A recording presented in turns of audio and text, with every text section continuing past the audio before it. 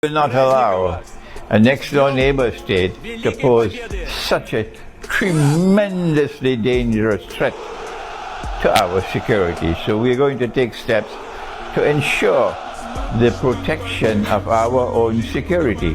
This is Russia's decision, and Russia has every right to ensure its security.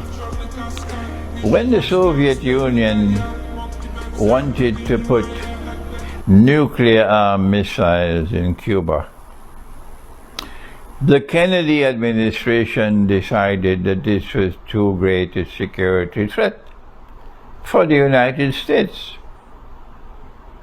And so they put a quarantine around Cuba, that they would not allow any Soviet ships to enter Cuba without being searched, so that no nuclear missiles can be shipped to Cuba.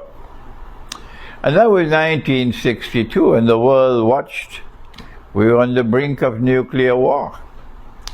Does Cuba have the right? Does Cuba have the right to do what it wants on its own territory?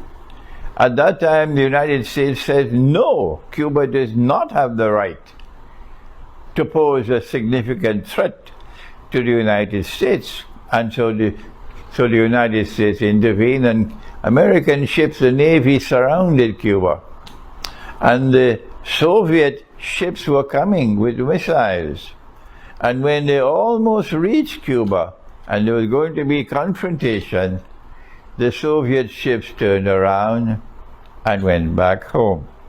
And so nuclear war was averted. Let us remind all those who are beating the drums for Ukraine today, including those in Turkey who are beating the drums for Ukraine. Let us remind you, if you need to be reminded, that in the same way that the United States expressed its concern for its own security and would not allow Cuba to have nuclear missiles that could reach the United States, similarly, Russia has to be recognized to have a right to protect its own security. It is a superpower. It's the most powerful military power in the world today.